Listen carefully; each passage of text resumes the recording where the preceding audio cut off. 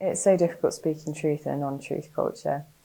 C.S. Lewis, again, just such a marvellous thinker. I appreciate his work more and more each year as I read it and sit in it. He writes that there are these watchful dragons that are set, and they're kind of in front of our hearts. And so when he's talking about the role of imagination in literature and fairy stories, and kind of saying it's stories that are able to kind of bypass those watchful dragons and kind of come through almost the back entrance and enter the heart. And so I wonder if, to a large extent, communicating truth in a non-truth culture sometimes means not actually directly addressing the dragon. It's going to wake up. It's going to breathe fire all over you. It's not going to help you. You're not going to reach their heart.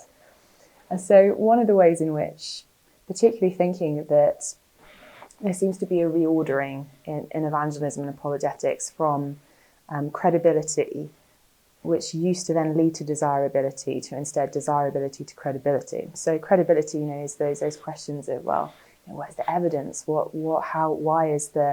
are the scriptures kind of trustworthy? Are they historically reliable?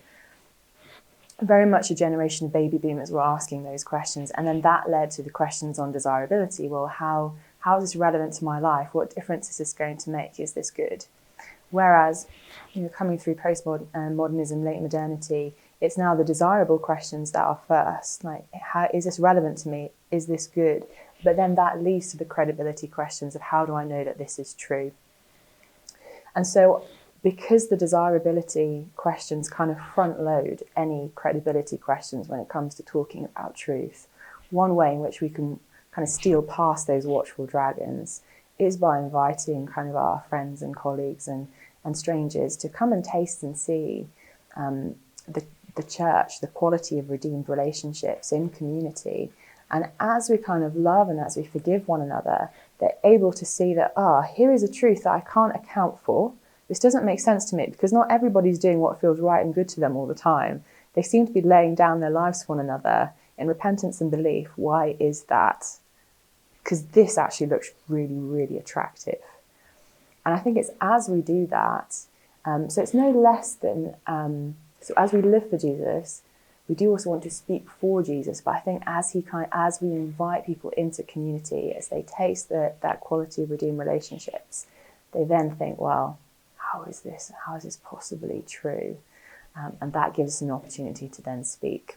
So I think those two things, when we're thinking about engaging with non-truth cultures, inviting people in, seeing that they do care about truth, but it's as they see the quality of those relationships that then leads them to ask those questions.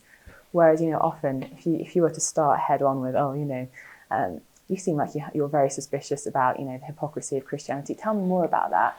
Good question. But the most likely thing is that will stay at quite a head level rather than a heart level. Those dragons are aware, they're awake, they're watching.